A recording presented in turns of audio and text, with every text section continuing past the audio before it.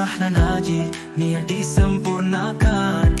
Alhamdulillah, thumma alhamdulillah, salatu wassalamu ala rasulillah wa man tabi'ahu wa man walah.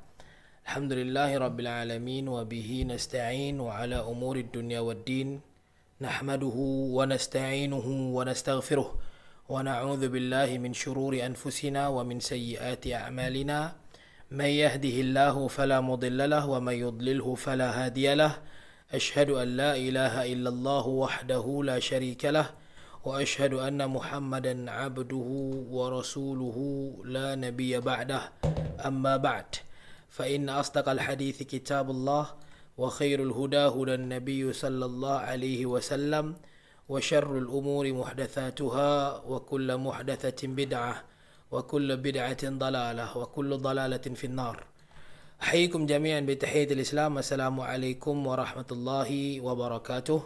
Tuan-tuan dan puan-puan yang dikasihi Allah Subhanahu wa taala, sekian lamanya, saya kira mungkin lebih 2 bulan kita tidak bersiaran dalam siri podcast kita, dan hari ini kita kembali berpodcast bersama dengan tim kita sendiri, iaitu brother Fawaz kita yang baru sahaja dah sebulan ke Was kita balik umrah.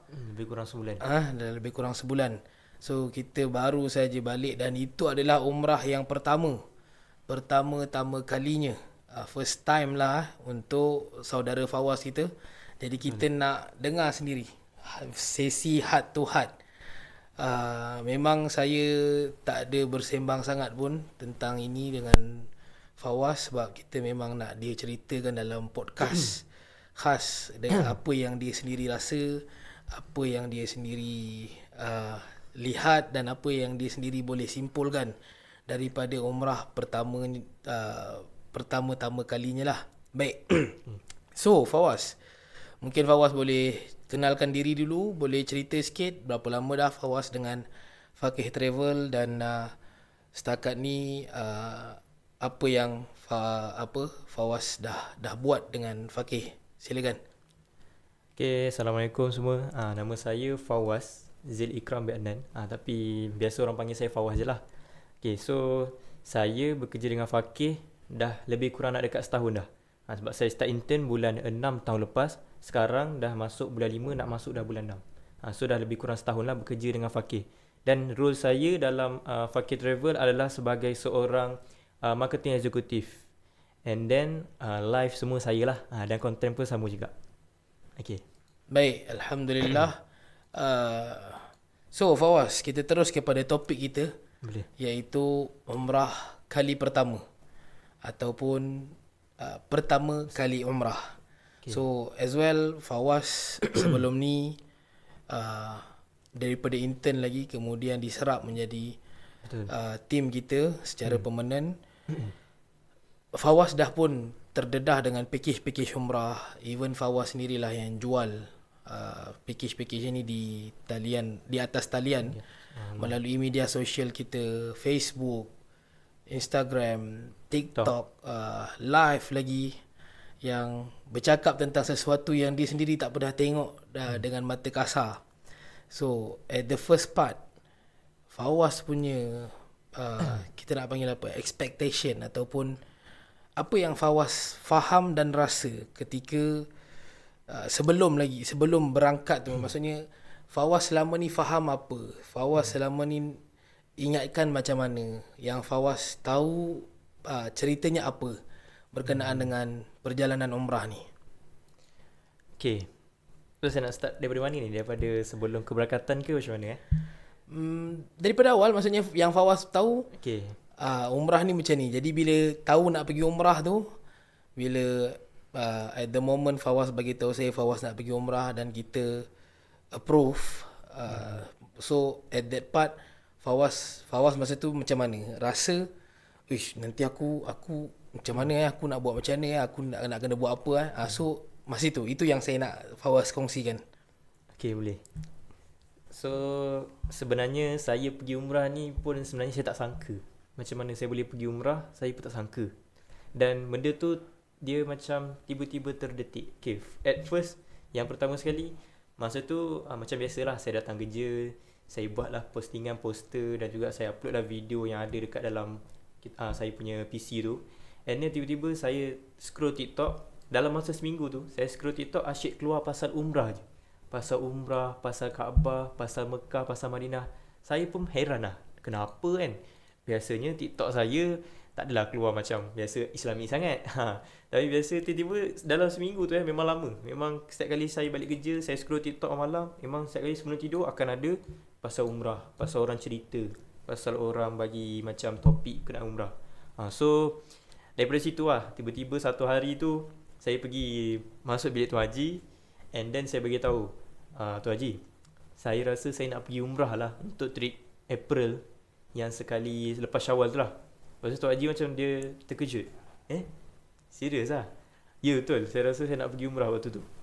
So macam tu Tuan Haji kata dia okay, dia consider semua, dia discuss semua, and then barulah saya dikonfirmkan untuk bersama trip dengan GP13 yang baru sahaja berlepas hari tu, dan juga baru sahaja balik grup April.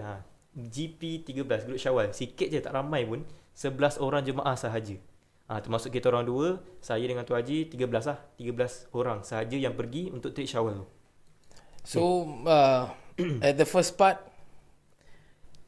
apa yang Fawaz rasa macam yelah, biasa orang yang first time ni dia akan ada rasa macam risau, takut, expectationnya tak boleh, macam mana nak kata dia adalah dia punya anxiety lah kita kata kan. So macam Fawaz sendiri macam mana? Bincang dengan family, apa yang family cakap, apa yang Fawaz sendiri rasa? Saya kalau perasaan tu, saya memang rasa macam takut sebab bukan apa, takut macam serius lah nak pergi ke sana kan. Lepas tu memang saya pergi sana, memang saya kena jadi group leader sekali lah. And then saya adalah orang yang first time pergi, and then tak ada ilmu apa-apa. Bukanlah tak ada ilmu, maksudnya saya tak ada pengalaman pun dekat sana. Tapi first time untuk pergi sana, untuk bawa orang, untuk bawa jemaah seramai 11 orang ni. And then kalau saya sampai sana pun saya fikir, kalau airport kat sana macam mana memang confirm berbeza dengan Malaysia. Malaysia airport dia lain, kalau dekat Jeddah airport dia lain. Yang saya terkejut sebab airport Jeddah tu dia ada transport naik train lah. Lepas tu yang saya discuss dengan family tu, lepas sahaja daripada saya bagi tahu Tuan Haji, and then saya bagi tahu dekat family saya pula, saya abang macam nak pergi umrah tahun depan pula, bulan depan. Dah bagi tahu Tuan Haji lah. So family saya kata kalau macam tu okey lah. Family saya memang jenis yang kalau saya nak benda tu, and then benda tu baik untuk saya, dia setuju je. So bapak saya kata pergi je. Kalau ni pun sebab sebelum ni kan asyik promote je kan, promote package and then dan sebagainya.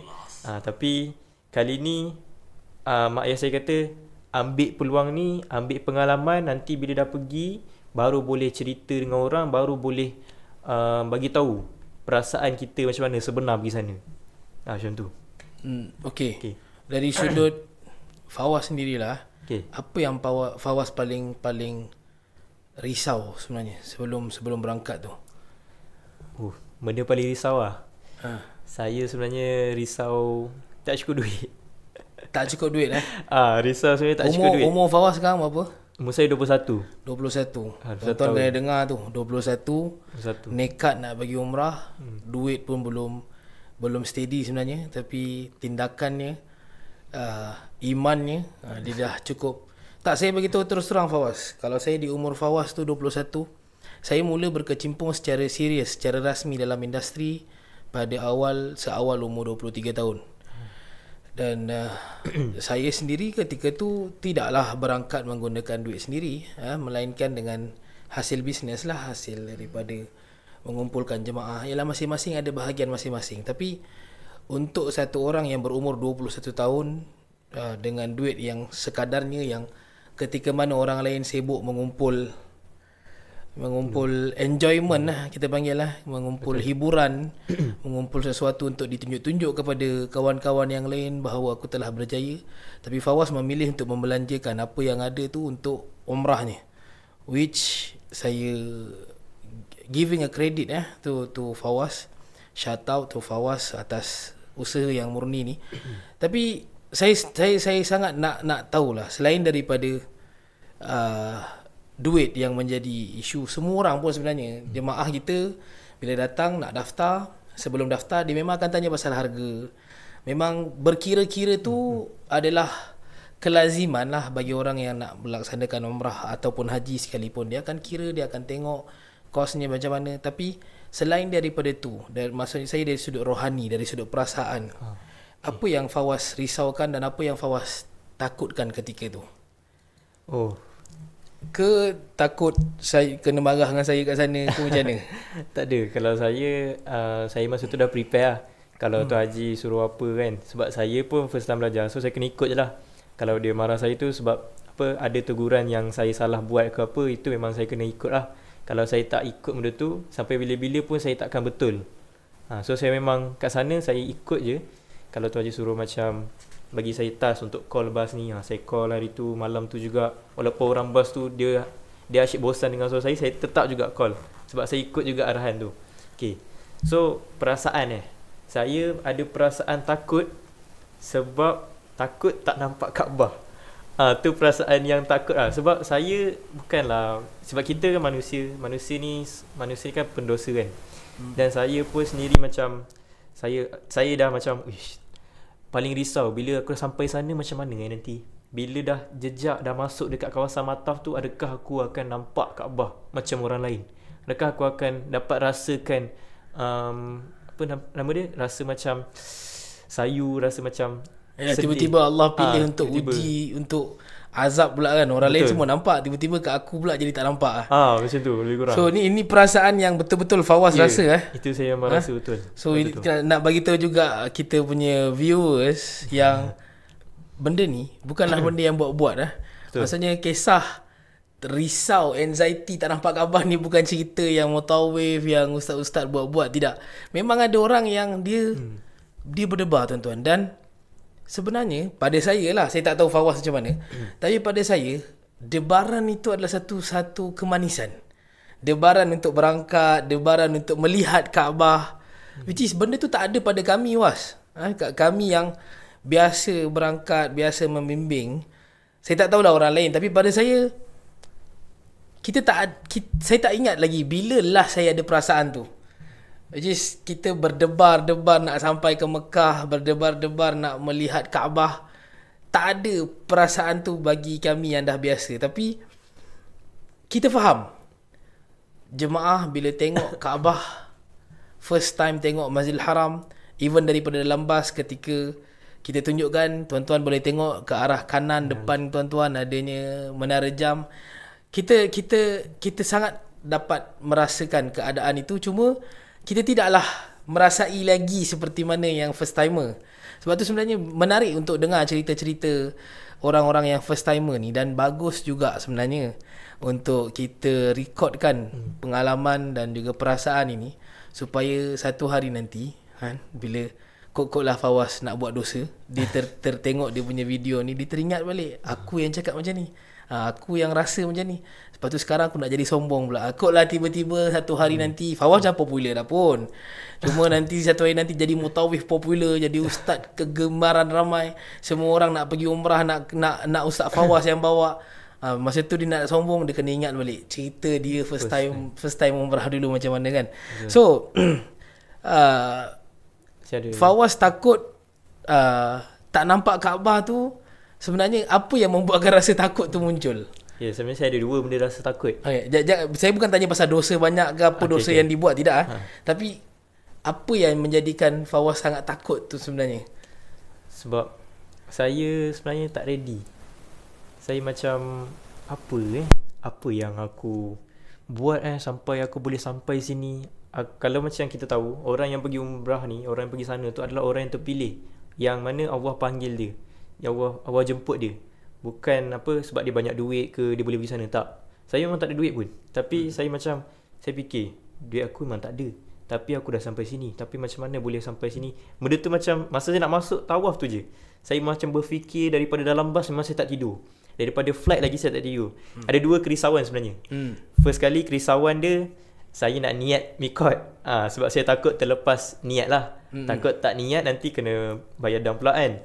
Okay, so itu yang pertama. And then saya tak tidur lah. Sebab saya tahu perjalanan tu 9 jam. Tapi kalau saya tahu saya tidur. Saya tidur jenis tidur, kalau tidur tu memang lama punya. So saya takut Memang nak tidur. training untuk akhiratnya. Okay. So saya bertahan je. Tidur tu tidur, tapi tidur yang macam sekejap-sekejap okay terbangun. Sekejap boleh terbangun. Okay, setiap 2 jam akan terbangun.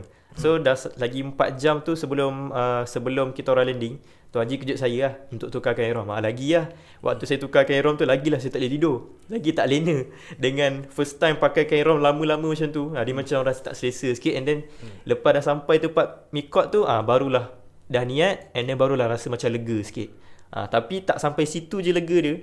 Ada lagi. Bila dah sampai tu, kita orang keluar semua daripada immigration tu, dah keluar semua, dia naik bas nak menuju ke hotel untuk kita orang tukar-tukar, lepas tu baru nak pergi umrah tu. Dekat situ saya dah start rasa wish dah sampai and then saya pun bagi tahu juga Tuan Haji. Saya cakap, serius lah Tuan Haji, saya dah sampai sini. Lepas tu Tuan Haji dia macam suka, betul lah dah sampai ni. Saya takkan saya nak cakap tidak lah, kita baru kat sahabat pernam lagi kata.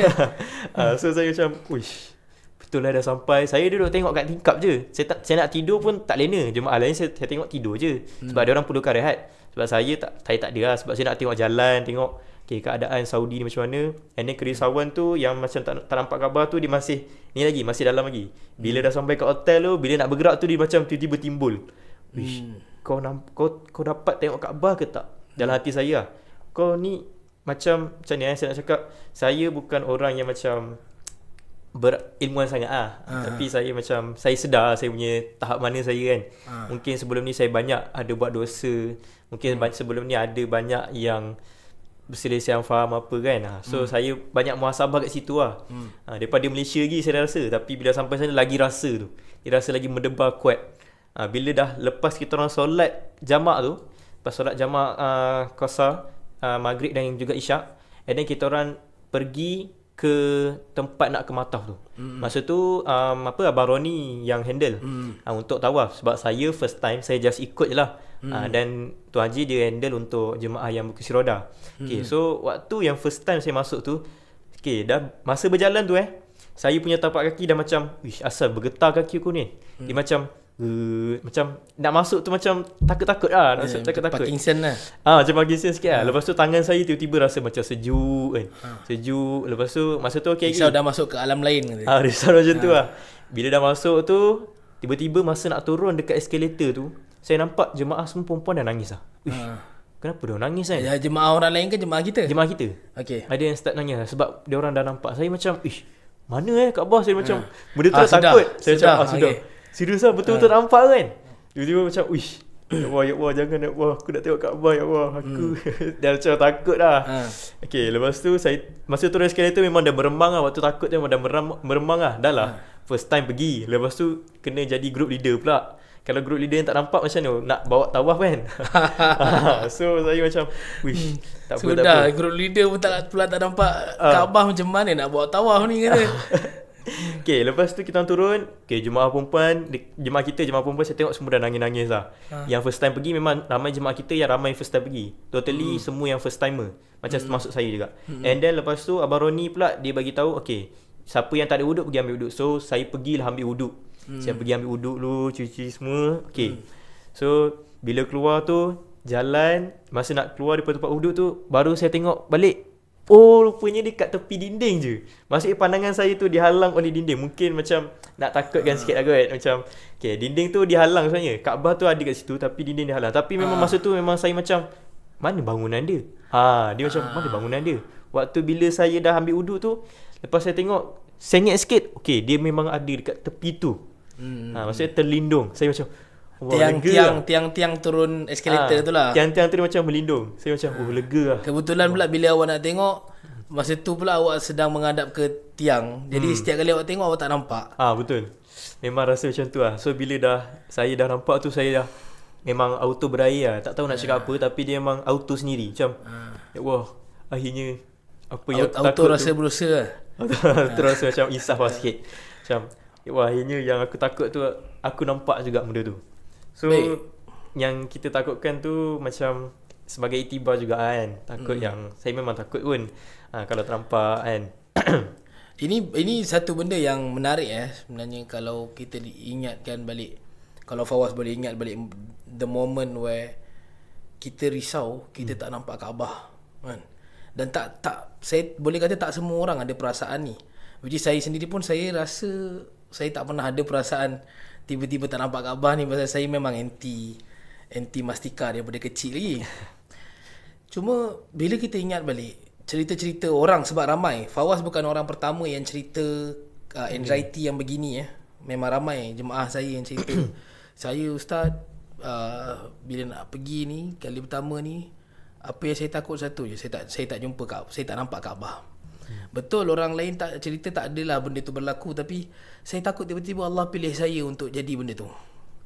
Betul. Tapi kalau kita ingat balik Was kalau kita nak kaitkan dengan rasa takut tidak melihat Kaabah, kita juga kena ingat di mana Allah Subhanahu wa taala sebutkan dalam surah Al-Ghashiyah.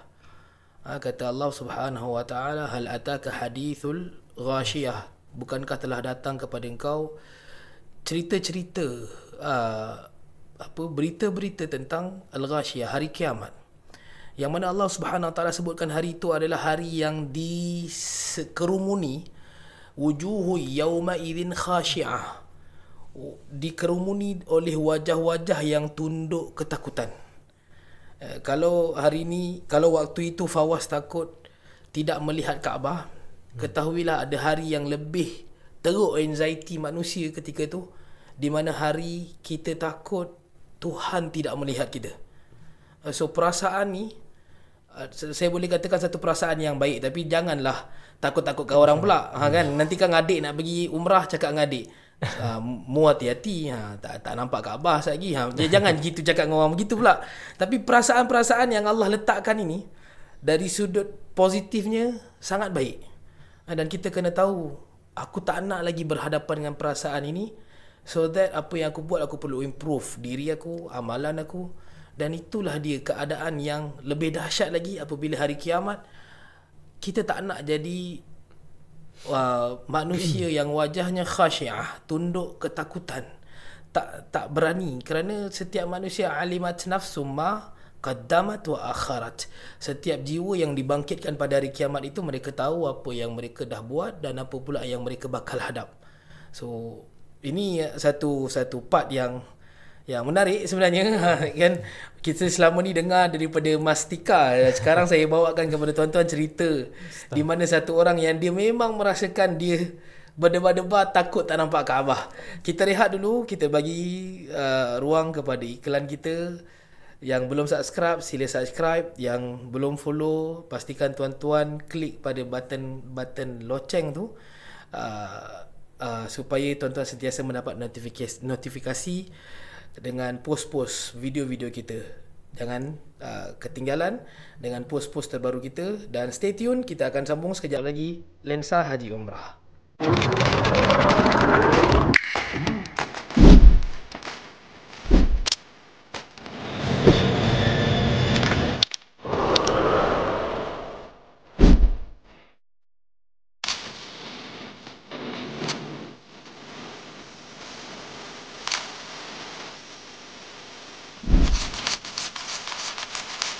Harga mampu milih, perkhidmatan yang terbaik. Jom umrah bersama kami. So, Fawaz, bila sampai dalam keadaan tadinya Fawaz ada expectation ataupun anxiety, takut tak nampak, takut itu, takut ini, risau itu, risau ini. Jadi bila first time menjejakkan kaki ke bumi Makkah, ataupun mungkin kita boleh ambil cerita daripada sampai di Jeddah lagi lah. Yalah, sebelum ni Fawaz ikut saya punya sesi kursus umrah, saya terangkan dekat jemaah. So kali ni Fawaz sendiri betul-betul nampak. So macam mana perasaan Fawaz ketika tu? Apa yang Fawaz faham? Adakah selama ni apa yang saya cerita tu benda yang betul, ataupun selama ni apa yang Fawaz dengar tu memang inilah dia, ataupun sebenarnya tidak? Oh, yang ni orang cakap-cakap je tapi rupa-rupanya lain. Ke macam mana? So Fawaz boleh ceritakan? Okay, first time datang dekat Mekah. Kita orang landing dekat Jeddah dulu waktu tu. Dah sampai dekat Jeddah tu, kita orang landing kat Jeddah dulu, and then keluar bag semua.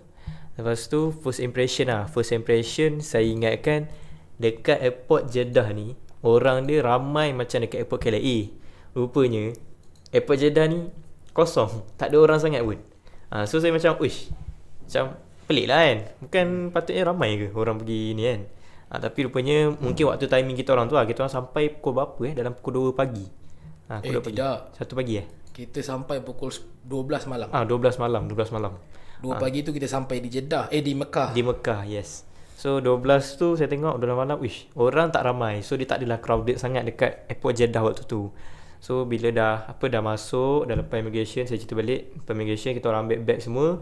And then masa tu dah pakai ihram dah. Dah pakai ihram, and then kita orang nak pergi naik bas. Nak pergi ke hotel lah. Daripada Jeddah nak pergi ke Mekah tu ambil masa lebih kurang dalam 2 jam.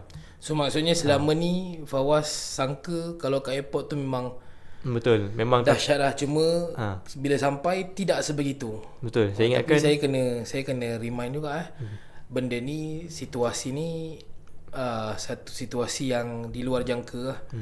Kita kena tahu juga kepada semua penonton yang kita tak boleh ambil cerita Fawaz ni sebagai kayu ukur. Jangan takutlah sana tak ramai lah, tidak. Dia bergantung kepada timing, bergantung kepada waktu season juga.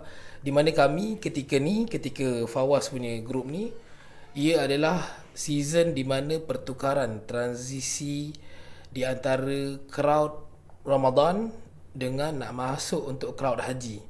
Jadi sebenarnya dia adalah waktu tempoh bertenang bagi both side, bagi Saudi juga dan juga bagi jemaah-jemaah umrah dan haji.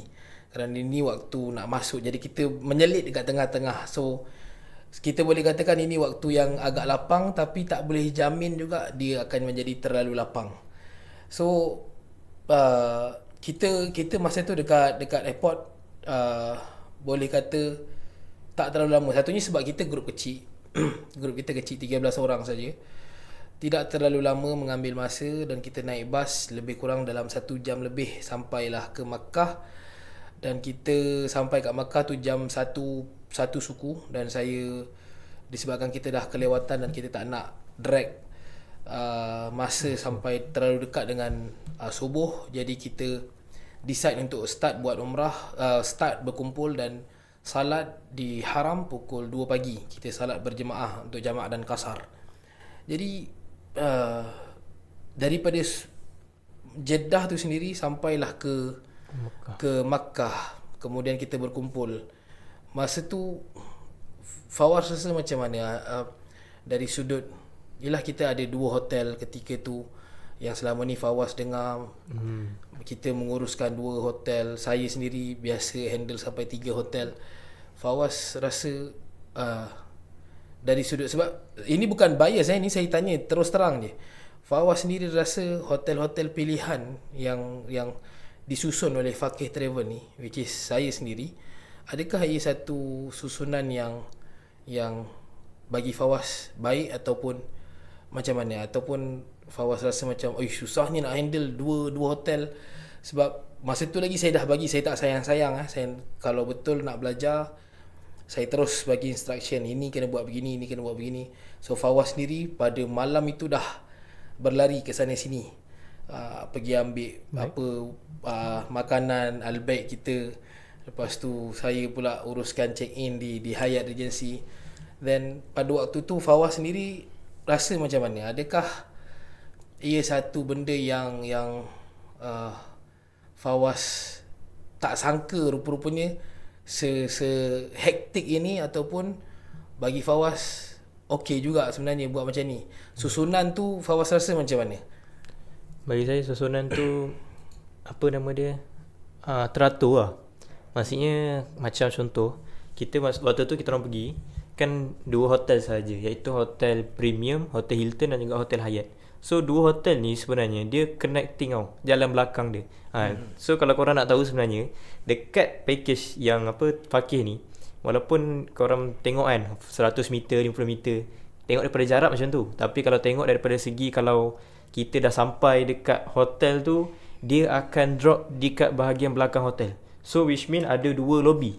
Depan lobby, belakang pun ada lobby. So saya pun macam, sebenarnya saya tak tahu pun. Saya dengar je sebenarnya betul ke kan. Tu Haji cakap ada lobby kat belakang ni. Bila dah sampai tu, betul memang ada lobby dekat belakang tu. Dan lobby tu pula dia jalan dia terus. Kalau kita daripada sini kita pergi ke Hyatt, lepas tu barulah kita ke Hilton. Kalau kita masuk daripada pergi ke Hilton dulu, barulah kita pergi ke Hyatt. So dia tak ada macam salah nak jauh-jauh ke, tak ada. Bila dah settle, jemaah dah turun dekat hotel Hilton, okey, pergi dekat Hyatt pula. Kalau jemaah yang duduk kat Hyatt tu dah turun, okey, lepas tu kita pergi ke Hilton pula. Jadi waktu tu untuk pengurusan saya boleh katakan senang je lah. Dia taklah macam saya expect tu, wish, macam mana nak kena, apa lagi nak kena handle ni, benda. Padahal sebenarnya urusan tu adalah untuk berhenti kat checkpoint ataupun berhenti dekat hotel yang jemaah yang first lah. Berhenti kat situ and then turunkan beg diorang sahaja. And then yang ambil beg tu orang hotel lah. And then ada masa tu Abang Roni yang uruskan untuk jemaah hotel Hyatt Regency. Saya dengan Tu Haji dekat hotel premium, iaitu hotel Hilton Convention. So bila dah settle tu dah semua, and then bas tu tutup, pergilah gerak ke Hilton pula. And then kita orang turun, pergilah check in. Macam tu lah. Lepas tu dah sampai tu. As long as menjaga disiplin lah. Maksudnya Betul. jangan salah turun beg. Betul. Kalau salah turun beg, then masalah kita nak pergi hantar beg tu. Dan jemaah pula dah adalah plan diorang dengan bagnya nak buat apa, dah ambil barang apa kan. Dan kita bagi masa pula untuk jemaah makan, freshen up sebelum berkumpul untuk solat dan juga memulakan umrah. Bila Fawaz mula saya lepaskan, kita berpisah. Saya menguruskan jemaah yang handicap, yang menggunakan wheelchair, dan Fawaz dan juga Roni bawa jemaah untuk berumrah di Mataf, di ground Mataf dan juga Sa'i. So pada ketika tu Fawaz dah cerita tadi yang turun-turun tak sangka, tak tahu, dan kemudiannya mata berjurai. Bila start buat umrah, tawaf 7 pusingan, salat 2 rakaat, selepas tawaf sa'i 7 kali ulang alik Safa dan Marwah. Then what do you feel? Apa yang Fawaz rasa? Apa yang Fawaz nampak? Dan mungkin Fawaz boleh ceritakan sendiri. I just need one. What a very great lesson yang Fawaz dapat daripada ibadah umrah yang pertama Fawaz ni, untuk tawaf sa'i. Apa yang satulah big great lesson yang Fawaz dapat? Okay. Saya masa buat umrah tu saya tak fikir apa-apa. Saya tak fikir pasal benda yang dekat Malaysia. Saya tak ada fikir pun pasal phone saya ke, tak ada fikir pun pasal macam customer saya ada berniaga. Tapi kalau macam tu tak ada fikir pun. Bisnes-bisnes saya kat Malaysia semua saya tinggal. So memang saya datang waktu tu untuk aku nak datang sini, aku nak fokus umrah je. Lepas dah settle umrah baru aku fikir lain.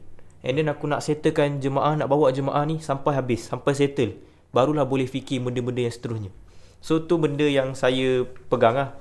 First thing adalah yang saya kena handle jemaah tu. And then saya kena buat betul-betul. Sebab ini saya handle ni, walaupun saya first time, tapi saya bawa nama fakir. So saya kena jalankan betul lah amanah saya, walaupun first timer. Tapi saya ada pembimbing, iaitu Abang Roni. So saya just ikut. And then dia kata kalau boleh jemaah perempuan tu jangan berpecah lah. Tapi Alhamdulillah tak berpecah pun. Jadi masa saya dah first time umrah tu, saya memang rasa macam lapang, tak fikir apa-apa pasal dunia dah. Memang nak fokus umrah dengan ibadah, dengan jemaah je. And then lagi satu perasaan waktu tu, saya tak rasa macam, walaupun waktu tu memang biasa kan, kalau umrah memang tawaf sesak, sa'i pun memang sesak. Saya rasa macam kesesakan tu dia tak rasa macam ni nak cakap, dia bukan yang crowded yang terlalu macam lemas, tak ada. Walaupun dia berapat-rapat, kita orang memang berapat-rapat semua, tapi tak rasa macam tu pun. Saya rasa saya punya ni, impression saya just nak fokus, aku nak habiskan umrah ni, aku nak settlekan ni, aku nak tunaikan apa yang wajib dulu, apa yang kita orang sampai nak buat umrah dulu. Lepas tu barulah fikir benda lain yang seterusnya lah. Setuju tak untuk saya selit sikit? Setuju tak kalau saya katakan, crowd yang ada di Mataf, even in the haram, the whole haram area, crowd tu di mata kita adalah crowd yang semata-mata crowd. Bukan untuk kita takutkan, bukan untuk kita risaukan, sebab bila kita masuk kita tak rasa pun crowd tu. Betul. Kan? Setuju ah? Sangat setuju lah. Kita nampak macam ramai macam mana? Memang nampak macam semut lah. There is mungkin saya boleh katakan ini juga satu godaan, bisikan syaitan sebenarnya kepada kita untuk memalaskan kita, yang membuatkan kita semacam tak yalah orang ramai. Even kita sendiri pun, Fawaz, biasa jumpa orang yang tanya bila time yang tak ramai orang. Kan? Dia nak pergi umrah yang time tak ramai orang. Saya akan tetap konsisten. Saya tak tahu Fawaz jawab macam mana, tapi saya konsisten jawab pergi bila-bila pun orang ramai. Sebab saya tak suka, minta maaf kepada semua viewer yang terlibat, yang berkenaan, tapi saya tak suka dengan orang yang tanya masa bila yang tak ramai orang. Kerana saya rasa ramai itulah yang kita nikmati. Dengan crowd itulah yang saya tak tahu Fawaz, tapi saya sendiri sentiasa merindukan crowd itu. Ramainya orang, sesaknya, sibuknya. I do really miss it. So bila Fawaz start buat umrah tu, tawaf, sa'i tu, apa yang Fawaz rasa sangat unik kan? Macam saya beritahu tadi, great lesson, pelajaran yang paling bermakna sekali bagi Fawaz sepanjang melaksanakan tawaf dan juga sa'i tu. Yang saya dapat adalah daripada tawaf tu, kita jangan rasa sangka buruk je. Tu je. Sebab yes, of course, macam contoh orang pergi sana datang ramai, mesti dia ada macam orang ni asyik tolak-tolak je kan, cuba dah tengok jalan sikit. Mesti ada rasa macam tu. Tapi yang dalam saya punya ni daripada saya rasa biar je, sabar je. Sebab benda tu macam biasa je. Fawaz ada kena tolak tak? Memang ada lah. Ada yang macam dia memang tak kisah. Orang kat situ adalah tempat orang kisah. What is the hardest tolak yang Fawaz dapat? Dia ada 4 orang. Ada yang sampai siku kepala ada. Siku kepala tak ada lah. Sebab tapi Fawaz pun tinggi orangnya. Kalau macam saya ni yang redup-redup handsome ni, biasalah sodok kepala, siku kepala. Okay, so teruskan. Sorry, saya potong. Okay, so masa yang kita orang jalan tu hampir terputus sebenarnya. Saya tengah tawaf tu hampir terputus sebab saya tengok Kaabah, saya tak perasan depan. Bila waktu tu tiba-tiba ada satulah row ni, 4 orang ni, dia orang pegang mungkin dia orang daripada Hajar Aswad kot. Dia orang nak keluar, dia orang potong macam tu je. Saya macam okay, tak apa. Biar je. Lepas tu jemaah perempuan masa tu dia macam dia terkejut sikit lah kan. Lepas tu bila jalan tu, ada satu grup pula. Satu grup ni saya tak tahu negara mana. Memang dia orang satu kumpulan je, memang dia orang main langgar. Memang terputus jemaah perempuan tu. Kalau tahu negara mana pun jangan sebut negara. Saya tak tahu kan. Okay, lepas tu jalan dia macam perempuan macam dah putus lah. Tapi Abang Roni dia tunggu dulu. Dia diri je kat situ. Sebab takut nanti perempuan pecah-pecah. So dia memang je kat situ. So saya tengok macam sabar je. So yang saya boleh dapat nilai kat situ, kesabaran kat situ amat tinggi. Kita boleh amalkan lah. Dengan sebab apa? Bila kat situ dia crowd tu macam normal sebenarnya. Bagi saya benda tu adalah normal kat sana. Kalau nak cakap tak ramai, bila je tak ramai. Memang kena ramai. Memang kat situ tempat orang setiap hari berpusing, setiap hari tawaf. Jadi tak boleh elak lah benda tu. Jadi kena ambil benda tu sebagai macam biasa je. Just follow the flow, kena ikut stay je. calm lah. Stay calm je, santai je. Kalau orang macam tiba-tiba rasa gaduh tu, itu macam itu kita buat tak tahu je. Kita pergi je. Yang penting kita buat ini apa yang cakap-cakap je ke ataupun betul-betul Fawaz masa tu macam tu? Ini betul. Ke sebab saya masa ada tu tengah berangin juga tapi ke sembang gari ni bukan? Tidak. Saya ada 2 kali saya pergi tawaf 2 kali lah. First tawaf umrah dengan tawaf sunat. So dengan tawaf sunat tu kan. So yang first time tu masa yang pemasuk tu macam apa dia ni kan. Tu biarlah kan. Bila dah macam ramai-ramai tolak dia macam adalah rasa sikit tapi tak adalah rasa macam kau ni tak ada. Dia rasa macam dia ni lah sikit, tengoklah jalan sikit kan. Tapi still kita fokus tu. Tak boleh dia macam benda tu tak tahu lah, dia macam godaan sikit lah kan. Dia macam supaya kita naik mau tak apa. Dia suruh kita naik tu kan. Kalau saya lah Fawaz saya satu benda besar yang saya belajar melalui kesesakan sepanjang ibadah umrah dan haji ni adalah dia mendidik saya untuk tidak terlibat dengan benda yang tidak memanfaatkan saya. Maksudnya di sini, kalau kita dalam tawaf ke, even sa'i ke, even kalau Fawaz pergi haji nanti, sebut amin. Amin. Ada session melontar, even dekat Arafah sekalipun, we are facing the issue of kesesakan yang kita, ialah macam Fawaz kata, tak mampu elak dan tak mampu ubah. Dan kita tak perlu ubah. Ada banyak sebab. Antaranya adalah language barrier. Kita cakap pun tak faham. Orang cakap pun kita tak faham. Dan yang keduanya adalah masalah mengejar masa. Which is kita perlu siapkan. Dan yang ketiga adalah kita berhadapan dengan isu kita menjaga disiplin. Kita ada kekangan, kita ada kekangan dari sudut pakaian, dari sudut pantang larang, dan yang paling penting adalah dari sudut ibadah kita lah. Kita nak ibadah kita ni bersih daripada segala masalah hati, lisan. Even Nabi SAW sendiri menyebutkan wa idza salahat salahal jasadu kulluh wa idza fasadat fasadal jasadu kulluh. Bila dia baik jantung hati, maka baiklah tubuh badan seluruhnya. Bila buruk jantung hati, maka buruklah seluruh badan. Jadi kita apa yang saya belajar, bila orang langgar saya, orang siku macam saya cerita tadi lah, saya ni kan rendang-rendang, redup-redup kan. Orang siku saya sekalipun saya pandang, dan ketika itulah setan akan datang. Tapi saya tahu kalau aku tumbuk kau pun, kau tumbuk aku balik, mati aku. Faham tak? Faham. Kalau ialah bahasa paling mudah adalah bahasa fizikal. Sebab kalau kita cakap pakai bahasa kita, orang tu bukan faham. Kita nak konon kita pandai cakap Arab sekalipun. Saya bukan orang yang pandai cakap Arab pun, tapi bila saya konon pandai cakap Arab, orang tu bukan faham Arab pun. Kita tak tahu dia bangsa apa, dia bernegara apa. Mungkinlah macam orang tengok muka saya, macam belah kanan nampak macam Shah Rukh Khan, belah kiri nampak macam Hrithik Roshan, tapi saya bukan belah-belahan. Faham tak? Setuju ke tidak? Faham, setuju. Begitu juga dalam tawaf, dalam sa'i, kita, bagi saya tak guna pun aku cakap dengan kau apa-apa kan, aku marah dengan kau ke, sekalipun dia membalas, kita tak faham bahasa dia. Faham tak? Contoh, ada satu makcik, dia melintas macam Fawaz Siti tadi, entah dari mana 4 orang tu dia melintas, even dia gerak, dia pijak kaki kita.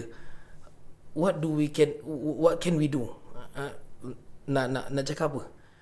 Kita nak marah dia, Acik tak nampak jalan ke? Adakah dia ada masa, macam saya kata tadi, keterbatasan masa, kita mengejar, terburu-buru. Adakah dia ada masa untuk pandang kita dan terangkan dekat kita, anak, sebenarnya macam ni nak? Tidak.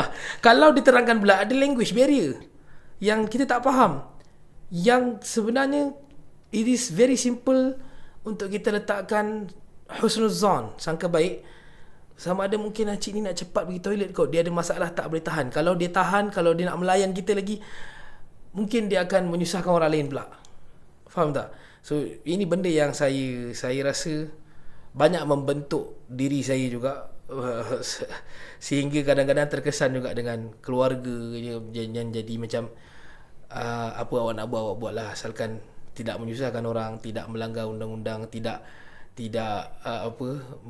melampaui batas agama. Kita malas nak komen lebih-lebih pada benda yang kita tahu ada kesannya itu tidaklah memberi manfaat sangat. Benda ni lah yang saya rasa, bagi saya, a very unique and great lesson which kita tak akan dapat benda ni dekat tempat lain. Kalau orang berhimpit-himpit di semalam di jalan tar tu, dia terlanggar, dia boleh pandang, minta maaf bang, kan? Tapi tidak di sana. So kita nak relate dengan kehidupan kita, macam mana kita nak kata orang ni tak ada adab ke, tak boleh jump into that conclusion. Dia tak boleh sesimpel itu menghakimi manusia, kerana ada macam-macam sebab dan ada macam-macam latar belakang. Kita kena belajar faham. Fawaz setuju Setuju. Baik. So tuan-tuan, kita rehat dulu. Kita dah dengar bagaimana Fawaz dalam first impressionnya sampai di sana, beberapa situasi keunikan sebenarnya dan keunikan inilah sebenarnya satu kemanisan. Dan kita rehat dulu, kita bagi laluan kepada iklan kita. Jangan lupa subscribe Lensa Haji Umrah. Kita pernah pergi umrah atau mungkin ini kali pertama berangkat untuk umrah. Kita bawa ibu ayah kita, bawa anak-anak kecil. Jadi kita perlukan hotel yang dekat dengan masjid. Bilik yang luas, sistem hotel yang tak pening, tak kena tukar-tukar lift, kemudahan yang lengkap. Tapi bajet kita tak terlalu besar. Kami di Fakih Travel selaku wakil jualan rasmi Salam Hijrah Holiday, dengan ini menawarkan diri untuk menjadi penyelesai umrah anda. Pakej umrah premium merupakan pakej yang sangat sesuai bagi mereka yang mementingkan keselesaan yang lebih pada bajet yang agak terhad. Pakej umrah premium dilengkapi dengan penginapan Mekah di Hotel Hilton Convention bertaraf 5 bintang yang terletak di kawasan Jabal Umar. Ada sedikit pendakian dengan jarak hotel 100 meter ke Masjidil Haram. Ia terletak betul-betul di seberang dataran Masjidil Haram. Selain dari jarak yang dekat, hotel ini juga dilengkapi dengan saiz bilik yang sangat luas, lengkap dengan pemanas air, set streka, dewan makan dengan hidangan makanan yang mewah dan lambakan lift yang memudahkan. Di samping lobinya yang luas dan amat selesa. Hotel Hilton Convention terletak di kawasan bersebelahan dengan Suk Al-Khalil yang menjadi tumpuan orang ramai untuk membeli belah dan mendapatkan makanan. Kerana di bangunan ini terdapat lambakan kedai-kedai makanan yang sedap dan popular. Antaranya Al-Baik, Romansiah, Hadis Burger, Redan dan banyak lagi. Bagi penginapan di Madinah pula, para jemaah akan ditempatkan di Hotel Darun Naim yang bertaraf 3 bintang yang terletak di kawasan Soft Wanita pada jarak 120 meter ke Pagar 338. Bagi pakej umrah premium, kami menyediakan pakej hotel di Mekah dengan sarapan sahaja, manakala 3 kali makan di Madinah. Anda boleh membeli makanan dan menikmati juadah yang pelbagai dari pembelian anda sendiri di mana-mana restoran berdekatan hotel. Dari sudut ini, para jemaah lebih lapang untuk menyusun jadual harian sama ada untuk makan atau ibadah. Dari sudut penerbangan, kami di Fakih Travel dan Salam Hijrah Holiday menggunakan Saudi Airlines ataupun SB sebagai pilihan utama bagi semua pakej umrah kami. Manakala bagi pengangkutan sepanjang para jemaah berada di Arab Saudi, kami menggunakan bas VIP 46 tempat duduk yang selesa dan dilengkapi dengan slot USB. Yang menariknya, pakej umrah premium ini dilengkapi dengan 2 pengiring bagi setiap kumpulan 40 orang jemaah. Maknanya, kami boleh memberikan fokus yang lebih mendalam pada bimbingan dan kebajikan para jemaah. Tak cukup dengan itu, para jemaah akan dibekalkan dengan bimbingan kursus umrah secara online dan offline sebelum keberangkatan ke Tanah Suci. Para jemaah juga akan dibawa untuk ziarah Mekah dan 2 sesi ziarah Madinah dengan bimbingan mutawif Malaysia yang terlatih dan berkelayakan, berpandukan apa yang diajarkan secara tepat di sisi agama, bukannya yang sambil lewat dan bukan pula penglipur lara. Ada lagi, setiap jemaah akan menerima set bagasi lengkap berupa bagasi 24 inci, bagasi kabin 20 inci, tag bagasi, beg kasut, beg silang, botol spray wuduk, sejadah travel, bantal travel dan ID tag. Wow, lengkap Nanti dulu, macam mana nak kemara jauh-jauh kalau tak ada perlindungan dan pembiayaan perubatan? Kami di Fakih Travel dan Salam Hijrah Holiday menyediakan secara percuma kepada setiap jemaah perlindungan takaful dan pembiayaan perubatan percuma sehingga 8,000 Saudi Riyal bagi seorang di bawah program Medic Assist Card. Ini baru lengkap. Menariknya di Fakih Travel dan Salam Hijrah Holiday, kami sangat committed dengan penetapan harga yang dikeluarkan pada setiap iklan kami. Kami akan mengemas kini harga pakej kami setiap 3 bulan. Sekiranya anda membayar pada harga merujuk iklan semasa, maka itulah harga yang kami janjikan pada tarikh penerbangan anda. Jangan risau, jangan bimbang, kerana setiap apa yang kami iklankan, itulah yang akan kami kotakan. Deposit bagi setiap pendaftaran adalah RM500 seorang. Dan sekiranya anda mendaftar kurang daripada 3 bulan sebelum penerbangan, tiada deposit dikenakan dan anda perlu melakukan pembayaran secara penuh. Ada lagi, bagi pendaftaran 4 orang jemaah dan ke atas, anda bakal menikmati diskaun sebanyak RM300 seorang. Menarik, kami di Paket Travel dan Salam Hijrah Holiday mengamalkan jual beli yang telus dan pengurusan yang sistematik, di mana semua pembayaran disahkan dengan resit melalui laman web kami dan semua perkhidmatan yang dinyatakan dalam iklan disebutkan dengan jelas dalam invoice dan resit kami. Para jemaah juga akan dimasukkan ke dalam grup awal 2 bulan sebelum penerbangan dan menerima pengesahan penerbangan dan hotel secara jelas melalui makluman dan hebahan di dalam grup yang ditubuhkan. Tiada lagi risau, tiada juga ragu-ragu. Semuanya jelas dan teratur. Ingat, sekiranya anda lewat mendaftar, harga mungkin akan berubah, kos mungkin meningkat dan ia akan memberikan tekanan kepada jemaah untuk membayar lebih. Jangan tunggu lagi. Jom daftar umrah bersama kami di Paket Travel dan Salam Hijrah Holiday, pengurusan umrah paling diyakini di Malaysia. Dan Fawaz, kita dah pun bercerita tentang expectation sebelum berangkat dan first impression ketika sampai. Dan saya nak tahu sendiri dari Fawaz, apa yang daripada perjalanan umrah Fawaz ni lah. Jangan ambil daripada apa yang jemaah cerita, jangan ambil daripada apa yang jemaah mengadu, tapi Fawaz sendiri. Fawaz rasa apa yang susah dan apa yang mencabar dalam umrah ni sebenarnya? Okay, saya cakap first kali benda yang apa bagi saya lah kan, mungkin orang lain-lain, tapi bagi saya adalah waktu bila saya ni dipatah balik cerita waktu dekat dalam airport. Airport mana ni? Bukan dalam airport, dalam flight. Okay, waktu dalam flight. Benda paling saya tak suka adalah, bukanlah tak suka, tapi saya macam tak selesa lah, adalah waktu nak tukarkan ihram. Ihram tu tak tahu, saya memang lama nak tukar tu, padahal saya dah test dah dekat rumah, test dah dekat bilik saya pakai okey. Bila sampai ke atas flight tu nak pakai tu macam macam mana nak betul-betul ni. Berapa kali dah saya pakai, saya banyak kali pergi tandas, pergi betulkan, sebab tak selesa. Sebab kita nak dah tukar, lepas tu kita nak tidur kan, nak macam rehat-rehat kan. Tapi yang saya macam cabaran lah, mungkin cabaran bagi saya lah, nak pakai ihram dengan keadaan kalau ihram kan tak pakai baju dalam semua kan, so dalam semua tak pakai. So macam tu lah, nak mengatasi keadaan tak selesa tu. So tu mungkin cabaran lah. Tak pernah dalam lama-lama macam tu. Dengan flight Saudi tu pula sejuk, dengan kitanya pula saya dah lah kurus je, taklah ni sangat, tak tahan sangat sejuk. So memang macam tak selesa lah. Waktu tu tak selesa. Tak boleh pula nak minta pilot tolong naikkan suhu pula kan. Itulah. So itulah benda yang satu benda cabaran lah bagi saya. Mungkin orang lain-lain, setiap orang dia punya lain kan. Bagi saya menjaga apa. Dan saya setuju, memang betul, memang ramai jemaah-jemaah yang bila masuk ke Mekah dulu, maksudnya dah turun Jeddah terus ke Mekah, nak kena pakai ihram tu, tak ramai yang selesa. Memandangkan masanya panjang dengan keadaan pakai pakaian yang hanya 2 helai kain saja, atas rida menutup bahagian atas, manakala yang di bawah sehelai lagi menutup bahagian bawah. Jadi memang saya setuju, ramai yang tak selesa sebenarnya. Yang risau, yang takut tercabut ke dan sebagainya. Okey, seterusnya ada lagi tak yang rasa macam susah dan mencabar bagi Fawaz sendiri? Bagi untuk ibadah umrah ke? Perjalanan ni, the whole trip. Okay. Sebenarnya kalau kita fahamkan berkenaan dengan ibadah umrah ni, sebenarnya dia simple sangat. Mulalah saya memang adalah perasaan macam rasa macam susah nak buat, macam mana sebab saya sebelum ni saya terangkan dekat orang.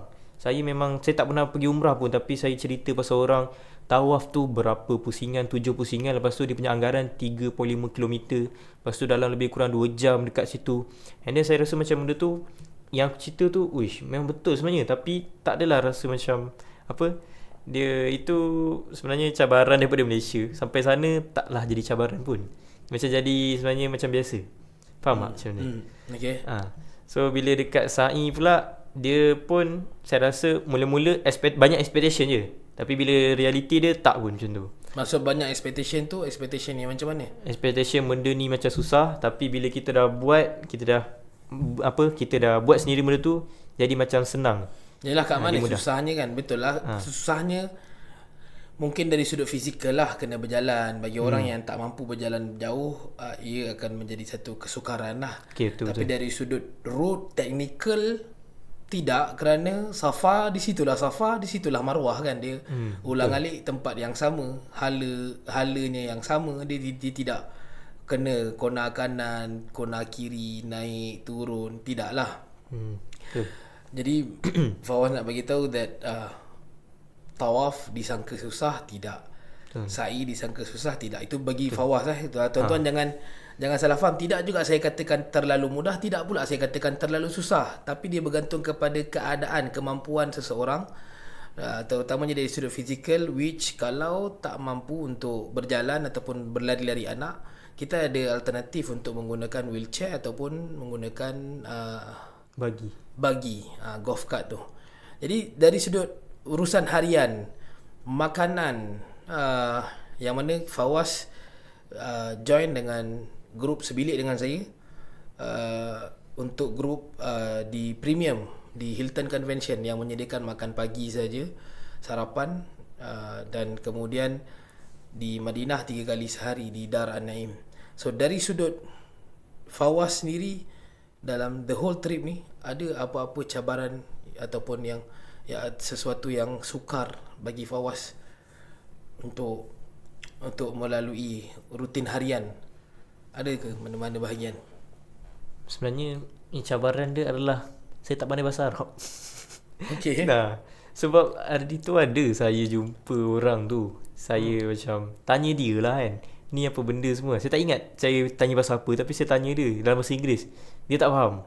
Lepas tu dia pula cakap Arab. So saya macam tak faham. So tu macam kesukaran sikit lah bagi saya. Dekat Mekah pun, dekat Madinah pun sama juga. Tapi kat Madinah mostly kalau peniaga, dia orang dah pandai cakap Melayu lah. Tapi kalau kat Mekah ni, dia tak ramai yang boleh cakap bahasa Melayu. Ramai yang cakap bahasa Arab lagi. Still ada yang bahasa Arab lah. Tak ada bahasa Melayu tu tak banyak sangat. Tak ramai sangat orang. So Fawaz rasa perlu ke bahasa Arab tu? Dia macam perlu juga lah. Kalau kita duduk lama kat sana memang perlu lah. Tapi kita tengok Kak Zaliza dengan Anissa. Kak Zaliza dengan Anissa kena tengok ni sebab kita sebut nama dia. Kak Zaliza dengan Anissa elok je, siap kejap ke sana kejap ke sini. Tahu-tahu kita baru nak viralkan dalam grup kedai ni. Tahu-tahu dia dah ada gambar dah beli dah siap dah. Elok je, tak ada pun pakai bahasa Arab. Perlu ke? Tak perlu sangat kot. Tapi untuk jemaah tak perlulah. Tapi dari sudut pengurusan Fawaz sendiri, betul. Nampak macam mana? Daripada pengurusan, macam hari tu saya nak cakap dengan orang hotel tu pun, dia orang tak faham sangat bahasa Inggeris. Jadi dia orang macam nak try juga cakap bahasa Arab dengan saya dah tak faham. Tapi bila saya cakap bahasa Inggeris kat dia akan try juga cakap bahasa Inggeris tu supaya saya faham. So yang sebenarnya masa nak ambil bag tu je. Ambil bag tu dia cakap, apa benda dia ni cakap kan. Okay, lepas tu saya cakap I cannot speak English. I cannot speak English. I cannot speak Arabic, but I can speak English. So saya cakap so you take this bag to bawa jemaah kan, to our jemaah, and then ambil semualah dalam bahasa Inggeris tu kan. Tapi dia macam macam mana dia macam benda sikit. Then settle macam mana? And then settle, orang yang bas tu dia cakap, dia orang bas Indo tu, Indo tu kan, dia cakap dia boleh juga cakap bahasa Arab kan, orang yang bas tu. Mestilah. Dia cakap bahasa Arab. So itulah settle waktu tu. So saya macam aduh, kena cakap bahasa Arab jugalah ni. Mula tu rasa first lah. Lepas tu bila saya handle lagi, sama juga. Memang kena juga ni. Saya macam fikir kena kalau aku duduk kerja lama kat sini, kalau sampai tu hari nanti kalau kena duduk tu haji hantar kat sini, memang betul-betul kena belajar pasal bahasa Arab. Nak uruskan orang dengan lebih senang lah. Nak uruskan pengurusan tu lah. Bukan kita nak beli ke apa, tak. Kita untuk pengurusan hotel nak lebih lebih benda tu smooth. Nak orang tu faham apa yang kita nak. So kita memang kena, bagi saya memang saya kena belajar lah. Saya nak tanya Fawaz sendirilah. Okay. Agak-agak kalau sebelum ni Fawaz berangkat ada saya, tapi tak adalah function sangat pun. Saya tak tahulah kan. Saya rasa macam saya tak terlibat sangat je kan. Tak adalah saya membantu sangat. Saya bagi instruction kat Fawaz buatlah. Agak-agak kalau kita hantar satu orang yang dia itu bukan ustaz untuk mengendalikan jemaah, membimbing, menguruskan jemaah, adakah pada Fawaz dengan pengurusan yang Fawaz nampak di bawah pengurusan saya di Faqih Travel ni dan juga Salam Hijrah Holiday, adakah Fawaz nampak it is manageable, boleh diuruskan walaupun orang tu bukan ustaz, ataupun dia mesti ustaz, dia mesti cakap Arab? Tak. Dia Maksud tak tu apa? macam kalau dia macam saya pun boleh juga. Boleh lah. Macam sebab apa sebab bukanlah semua mesti dia kena dia mesti ustaz baru dia boleh bimbing orang. Tapi at least dia tahu pasal benda apa yang dia nak buat, benda apa yang dia nak uruskan. Dia faham apa jadual untuk hari ni jemaah nak pergi umrah, esok apa pula untuk ziarah semua. Dia faham benda tu. So benda tu okey je. Dan saya sendiri memang semestinya saya akan kenal pastilah kemampuan dan kelayakan. Saya tidaklah, walaupun saya instruct, walaupun saya give an order to Fawaz, tapi saya tidak mencelupkan Fawaz kepada sesuatu yang dia tak layak ataupun dia tak mampu. Macam Fawaz sendiri dah sebut dalam podcast kita ni, dia tak mahir lagi berbahasa Arab, apalagi dalam bahasa Ammi, which is tak perlu pun. Even kalau kita menggunakan Fushah secara penuh, Fushah ni dia okey je, orang terima je. Cuma Bangla ni dia tak faham lah Fushah ni sangat. Tapi nak bagi tahu that saya kenal pasti kelayakan dan kemampuan, dan saya meletakkan orang pada kadar itu. Bila Fawaz tak mampu bawa ziarah, saya bawakan ustaz lain yang memang khusus untuk bawa ziarah. So bila saya assign, sebagai contoh saya assign Fawaz untuk handle the group, dan ada bahagian-bahagian dalam grup tu yang bukan kepakaran Fawaz, bukan kemahiran Fawaz, maka saya akan hantar orang lain. Macam saya hantar Roni, macam hari tu dengan Fawaz, semuanya mutawifnya saya lah.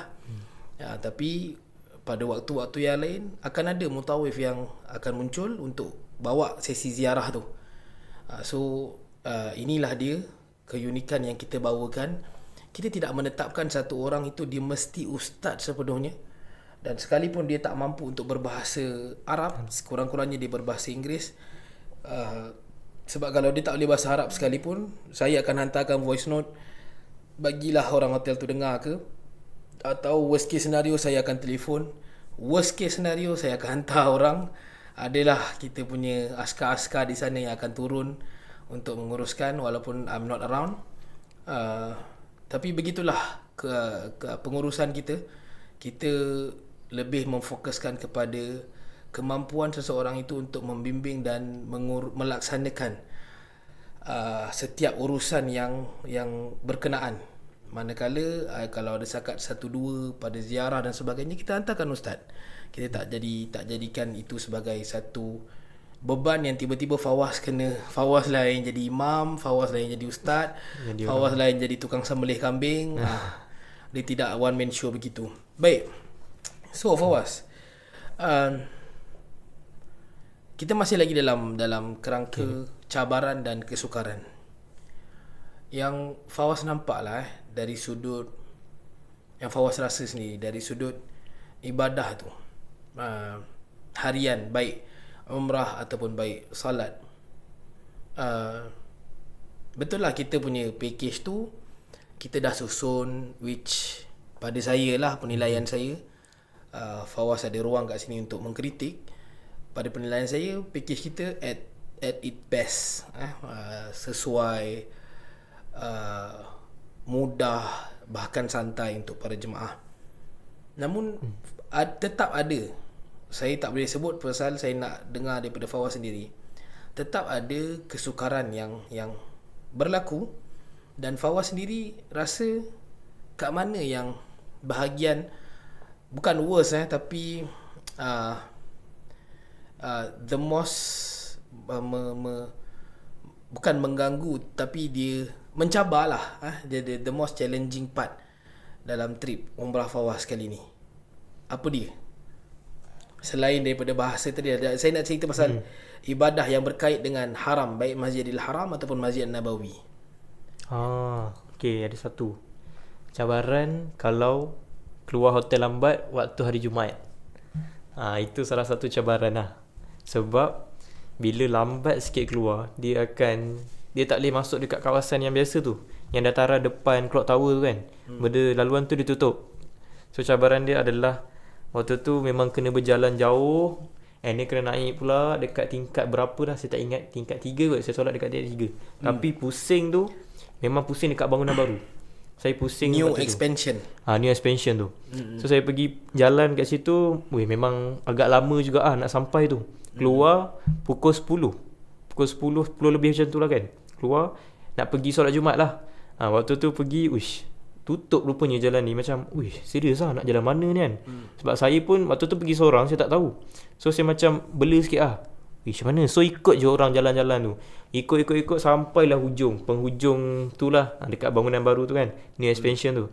And then masuk buka zipper, and then naik escalator. Rupanya jauh lagi. Naik pusing lagi. Pusing barulah dapat satu tempat yang selesa nak duduk untuk solat Jumaat tu. Tapi dia taklah tempat yang nampak dekat bahagian bawah Kaabah tu, tak. Dia macam belakang-belakang. Yalah, Tausiat Al-Jadidah tu dia di bahagian bangunan baru. Dia tu waktu tu kat situ lah.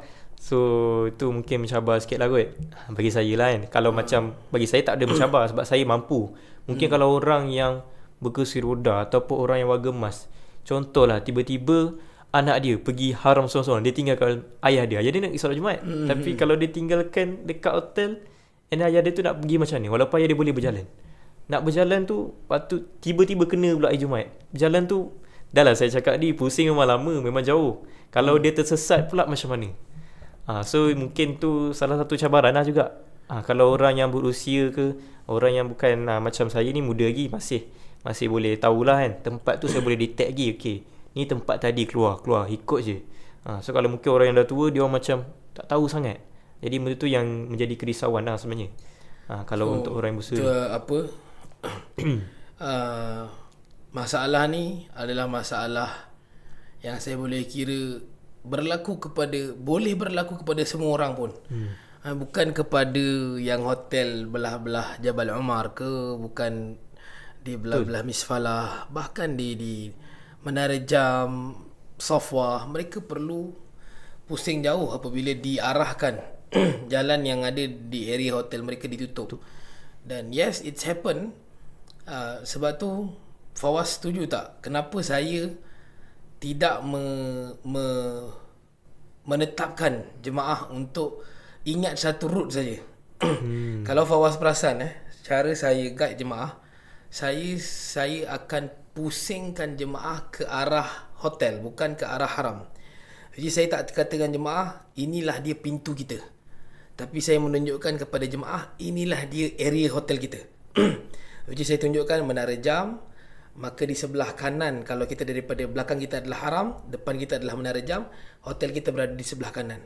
Kerana ada kemungkinan yang besar jemaah akan keluar daripada pelbagai pintu, pelbagai arah, dan mereka hanya perlu cari ke arah Menara Jam, dan di sebelah kanan Menara Jam tu adanya Makkah Hotel, dan di belakang itulah, di sebelah itulah Dar At-Tauhid. Saya lebih suka jemaah ingat Dar At-Tauhid berbanding jemaah ingat nombor pintu kalau Masjidil Haram tu. Banyak. Sebab bila mereka terlalu mencari nombor pintu, maka itu akan menyukarkan. Berbanding mereka keluar dulu ke dataran dan kemudian menghalalah ke arah Menara Jam, dan di sebelah kanan Menara Jam tu ada Dar At-Tauhid, di belakang Dar At-Tauhid itulah area hotel kita Jabal Umar. Benda yang sama juga kalau kita berada di Tausiat Al-Jadidah, di Tausiat Al-Rabi'ah, di Fort Expansion, di New Expansion, New Wing of Haram. Juga kalau keluar entah ke mana, dan bagus juga apa yang Fawaz sebutkan, kesukaran itu berlaku dari sudut distance yang dijanjikan adalah 50 meter, even 100 meters, even 300 meter, 250 meter, and it can cost you more pada distance tu bila jalan tu tutup. Dan baru ni saya buat live cerita pasal jalan tutup ni. Ada a few pandangan yang saya kira sangat bernas untuk pengetahuan. Ini kita boleh bahasakan sebagai eksklusif dalam podcast kali ni, sebab kita tak pernah cerita pun pasal kenapa kemungkinan jalan ditutup. Salah satunya, logik saya, dia tak nak bagi satu tempat tu sesak, maka dia tolak dulu semua orang ke satu tempat sehinggalah tempat tu penuh, baru dia buka satu lane yang lain. Sedangkan kita tengok, lane ni buat apa dia tutup? Buka je lah, orang boleh lalu juga, orang akan bertemu juga kat depan, kan? Logiknya begitulah. Betul. Tapi dia tidak begitu, Was. Dia sebenarnya laluan-laluan ini dia ada their own reason and their own objective lah. Dia kena fikir macam mana kalau something bad happen, na'udzubillah min dzalik, dan perlu laluan untuk askar, perlu laluan untuk ambulans masuk ke tempat-tempat area tertentu di haram, maka mereka perlu sediakan route itu. Tak nak bila dah kelang kabut, orang dah penuh, lepas tu tak ada laluan kalau berlaku emergency, kebakaran dan sebagainya. Dan yang menariknya adalah mereka juga sentiasa menukar-nukar route tu adalah atas tujuan keselamatan juga, faktor keselamatan. Di mana kalau ada seseorang yang mungkin dia ada bad intention, ada satu niat jahat, dia nak cuba faham flow sistem haram tu, mereka tak boleh faham.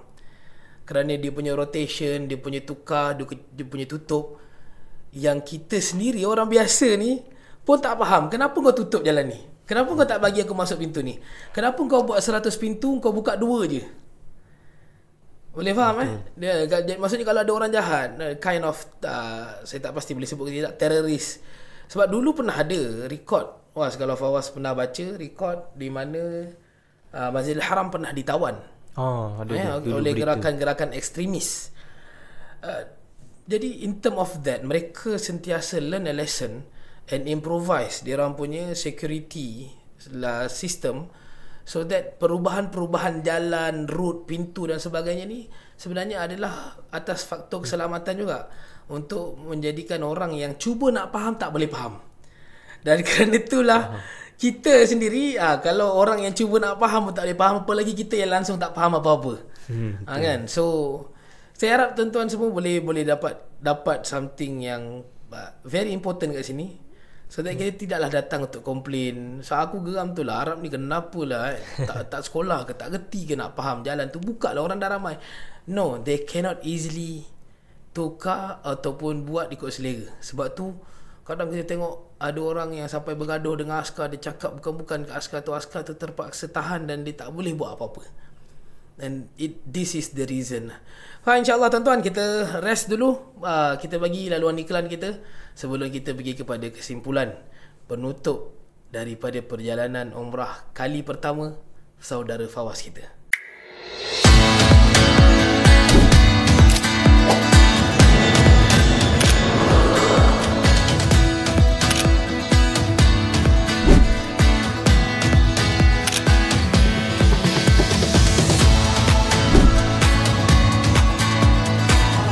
Terlampau best. Harga mampu milik, perkhidmatan yang terbaik. Jom umrah bersama kami. Alhamdulillah, kita dah sampai ke penghujung podcast kita. So daripada perjalanan umrah kali pertama Fawaz kita tak dapat nak ceritakan terlalu detail sangat lah Fawaz. Mungkin kalau tuan-tuan nak follow, nak tahu lebih banyak, tuan-tuan boleh tanya Fawaz dalam live di TikTok. So Fawaz, selepas perjalanan trip umrah kita Syawal hari tu, dan itu adalah trip umrah pertama kalinya untuk Fawaz, apa yang Fawaz boleh simpulkan dan apa pula yang Fawaz boleh sarankan baik kepada jemaah umrah kita ataupun yang bukan daripada kalangan jemaah umrah kita, baik yang first timer ataupun yang dah berulang kali datang, apa yang Fawaz boleh kongsikan? Okay, sedikit lah saya kongsikan, tak banyak pun, tapi mungkin akan mengambil iktibar juga kepada orang yang mendengar ni. So sebenarnya kita pergi ke umrah ni bukan atas sebab kita banyak duit, bukan atas sebab kita banyak harta, bukan atas sebab saya sebagai staff memang saya akan dapat pergi, tak ada. Saya sebagai seorang yang first timer yang pergi umrah, memang saya kata benda tu semua tak ada pun. Daripada segi cakap staff pergi free tak ada. Bukan yang pergi free bukan apa. Saya pun ada juga, tapi adalah yang Tuan Haji bantu sikit. Okay, dan untuk yang macam saya, okay, saya nak pesan kepada orang lah. Saya ada benda something nak cakap tu. Dia apa, umrah ni adalah kita memenuhi jemputan daripada Allah.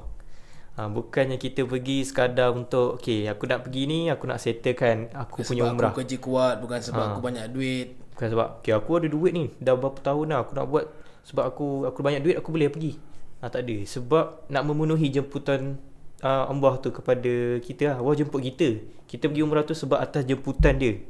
And then macam yang apa, Tuan Haji ada pernah pesan kat saya, macam kita masuk rumah orang, kita kena jaga adab kita. Kita kena buat benda yang elok lah. Yang benda tuan rumah tak suka, janganlah kita buat.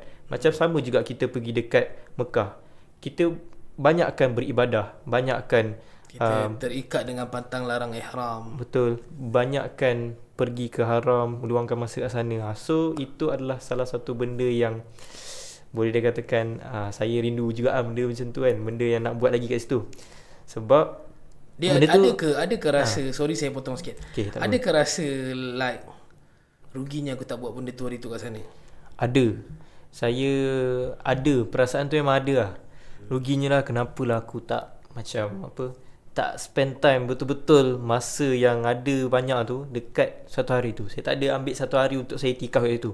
Tapi saya ada waktu yang apa, waktu macam solat tu, saya ada waktu satu tu, saya duduk daripada asar sampai maghrib. Saya duduk dekat situ, dekat dataran tu.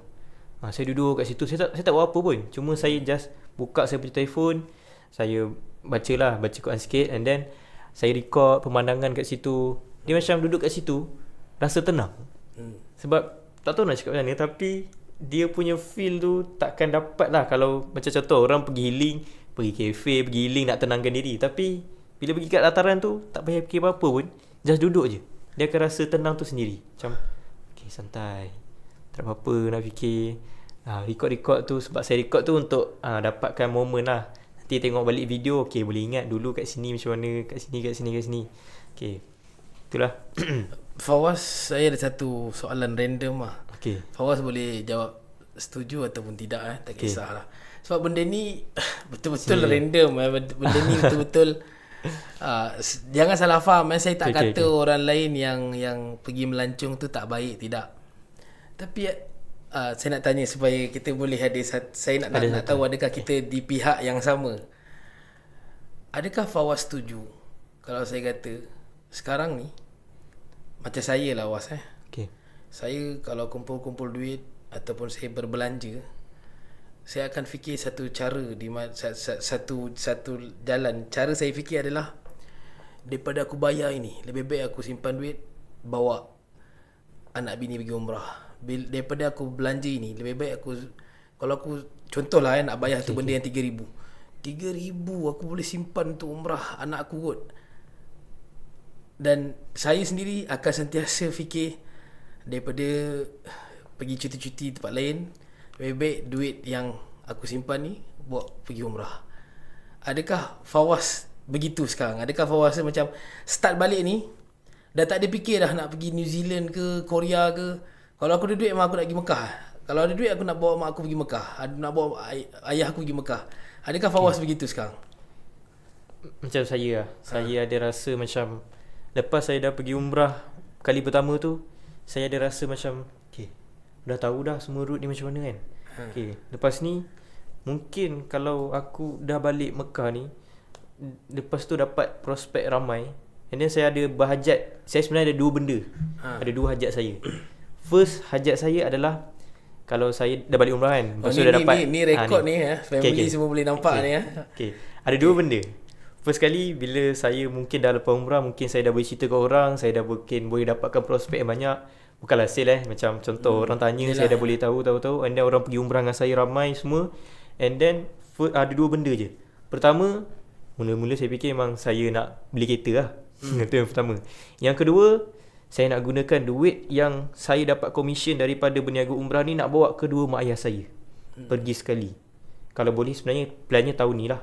Macam tu. So saya ada dua benda tu. Kadang-kadang dia akan mengganggu. Sebabkan satu ni, yang pertama tadi, kadang-kadang bila duit, okay, macam biasa, duit ni sebenarnya ujian lah untuk kita. Kalau kita dah banyak duit, memang kita akan diuji. Bukan setakat macam saya cakap kereta tu, macam-macam.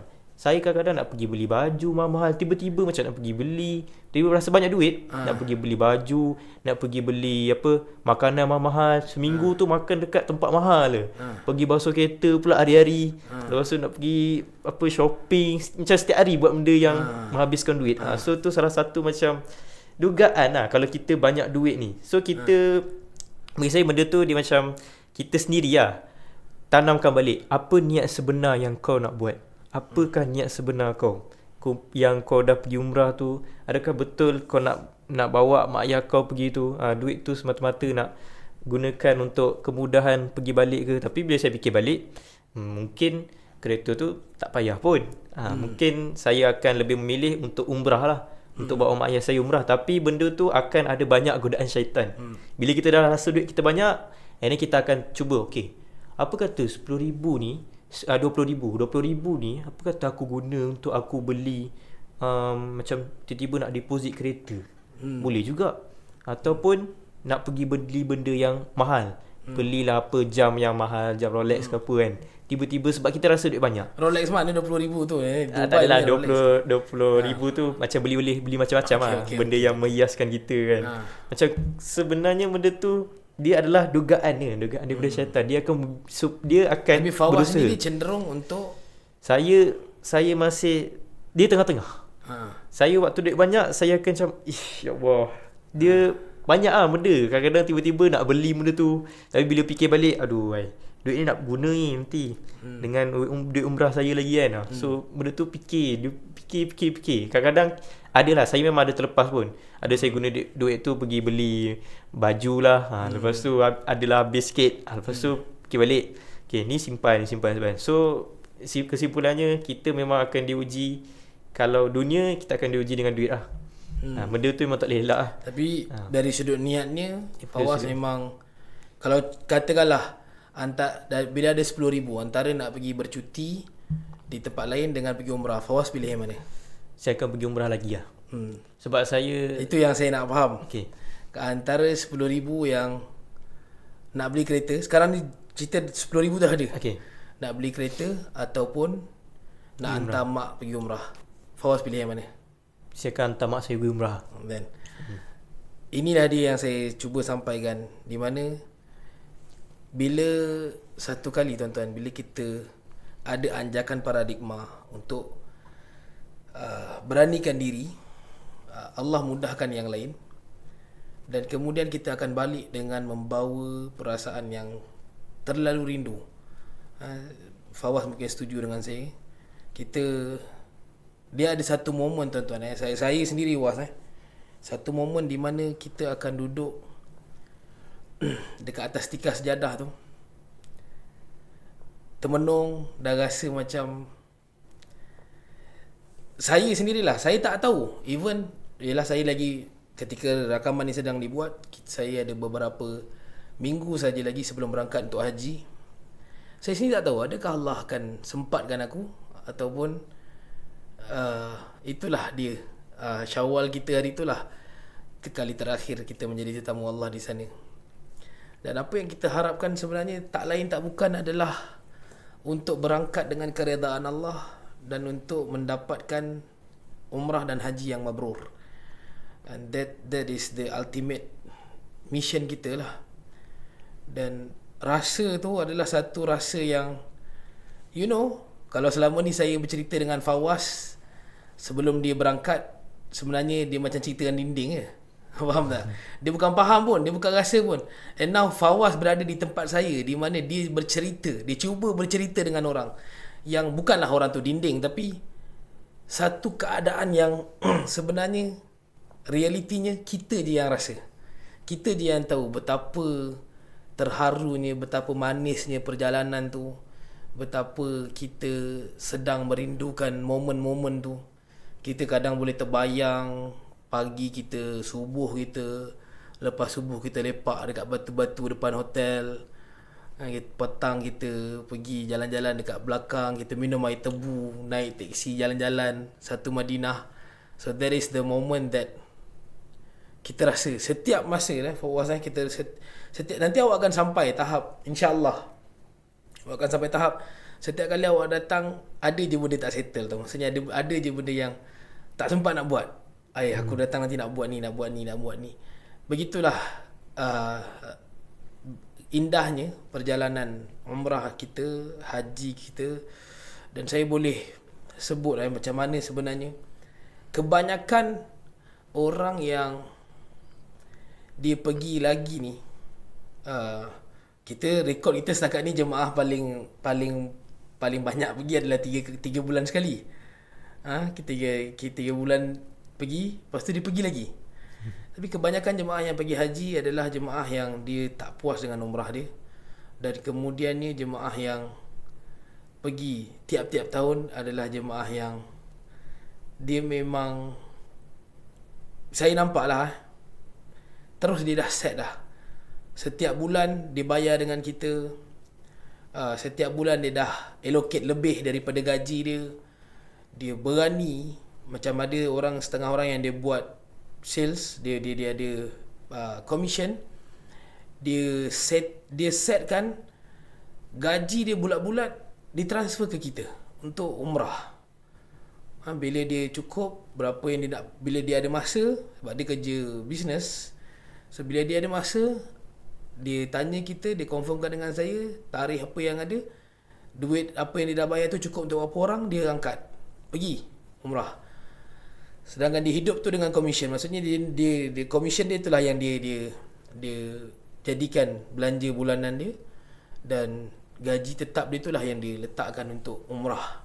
So saya nampak benda-benda ni sebenarnya, perjalanan ni kalau dihayati, kalau bila Allah jemput kita melalui rasa azam yang sangat dahsyat, tak ada orang yang boleh hadam apa yang kita tengah buat. Orang akan macam mana, orang akan pelik tahu sebenarnya. Saya jumpa macam mana makcik yang tiap-tiap tahun pergi umrah Ramadan, umrah akhir Ramadan. Setiap tahun dia umrah akhir Ramadan di Makkah, dan itu adalah kos yang paling tinggi dalam rekod umrah pun. Tapi itulah dia yang dahsyatnya sebenarnya, rasa perasaan menjadi tetamu Allah, rindunya, manisnya. So Fawaz, sebagai pesanan akhir kepada anak-anak muda, bukan anak-anak lah, adik-adik saya, baya-baya Fawaz, apa yang Fawaz boleh sharekan sebenarnya? Macam mana orang-orang sebaya Fawaz ni nak mulakan, yang gaji mereka mungkinlah pada minimum 1,700 ataupun 1,500 ataupun masih lagi di peringkat probation 800. Apa yang Fawaz rasa sesuai untuk mereka jadikan sebagai usaha untuk berangkat umrah? Okay, first kali tanamkan niat lah. Niat mesti betul. Buat tu memang kerana umrah lah. Tak ada benda lain lah. Kalau mungkin ada niat sebab nak tunjuk ke orang je, nak itu akan jadi lah. Nak buat konten je, mungkin just tak dapat lah niat yang ikhlas tu kita nak pergi tu. Yang kedua, kepada macam kawan-kawan saya, dia macam dia macam ni, wow lah dia orang tengok, sebab saya antara kawan-kawan saya yang pergi ke umrah tu yang handle orang. Sebab memang lah umur macam saya, macam serius lah kan, muda lagi, baru 20, dah kena handle orang-orang macam tu, nak pergi umrah pula tu. So dia orang macam, serius lah kan, wah kau buat benda ni kan. Saya cakap benda tu memang itulah kerjanya kan. Dan benda tu bukanlah sebenarnya senang sebenarnya untuk kita buat ni, sebab kita berhadapan dengan manusia yang pelbagai dan banyaklah ujian kita, dan benda tu juga melatih saya juga lah.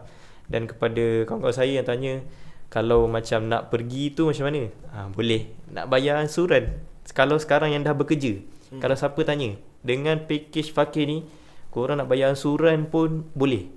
Deposit 500 and then boleh continue bayar bulan-bulan. Tak kisah bulan berapa pun nak pergi, tapi boleh bayar. Macam contoh, bajet tak banyak, gaji 1000 basic je, 1,700, tapi ada cadang nak pergi umrah. Just daftar dulu untuk deposit. Kumpul lah dulu deposit. Mungkin kalau tak ada kemampuan nak kumpul deposit, kumpul dulu sebulan 200 ataupun 100. Mungkin 200.5 lah sebulan. 2 bulan dah dapat dah duit deposit. Lepas tu deposit dulu. Ambil je dengan harga yang sekarang. Mungkin harga tengah diskaun, ambil je harga sekarang. And then lepas tu mungkin cadang nak pergi lagi 2 tahun. Boleh, tak ada masalah. Sebab kita memang dekat fakir tu memang akan guna harga yang sekarang.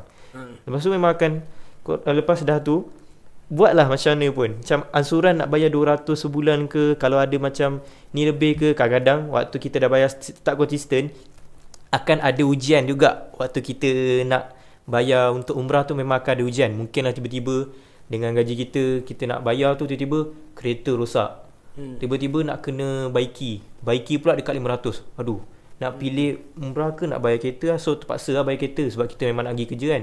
So benda tu macam ujian lah. So just bersangka baik. So memang akan ada lagi Allah tolong. Dan terus lah, walaupun kalau bulan tu dapat bayar, bulan depan lagi. Boleh je, nak sikit pun tak apa, 100 pun 50 ke boleh, sebab asalkan ansuran. Dan kita kita masih ada jemaah yang membayar 100 sebulan kalau tak silap saya. Masih ada yang konsisten membayar 100 sebulan. Bila dia nak pergi, jangan kata dia, saya pun tak tahu. Kan, jadi itu semua kerja Tuhan. Tapi dalam masa yang sama, kalau saya boleh cerita sikit, ada orang yang dia nak bayar dekat kita 200 sebulan. Jadi kalau dikira-kira 200 sebulan tu 3 tahun lah baru dia akan berangkat umrah dengan kita. Tapi tidak, tahun yang sama dia berangkat umrah dengan kita. Kan, entahlah bisnesnya menjadi ke macam mana. Tapi tuan-tuan, apa yang saya boleh simpulkan di sini, kalau nak jelaskan sikit apa yang Fawaz sebutkan. Bila kita niat dan kita letakkan usaha kita di atas niat kita yang baik itu, semestinya Allah Subhanahu Wa Taala yang akan mengganjari. Allah Maha tahu kesesuaian, kemampuan. Bila Allah tangguhkan, Allah sedang simpan sesuatu yang lebih baik untuk kita nanti. Bila Allah mudahkan, Allah Subhanahu Wa Taala sedang pilih sesuatu yang terbaik untuk kita sekarang. Sedangkan kita ini adalah hanya mampu merancang dan hanya mampu untuk berusaha. Sedangkan yang menentukan dan yang menyempurnakan adalah Allah Azza wa Jal. Jadi macam mana Fawaz sebutkan tadi, kita memang kena mulakan dengan niat dan kita perlu mula bertindak. Walaupun tak cukup deposit tu 500, bayar deposit 100 sehingga cukup 500, dan kemudian bayar ikut bulanan, ansuran. Cuba untuk challenge diri kita, kalau selama ni kita boleh berhibur sehingga 200-300 sebulan, maka tukarkan hiburan kita itu kepada bayaran untuk umrah setiap bulan. Umrah dan haji niat disempurnakan.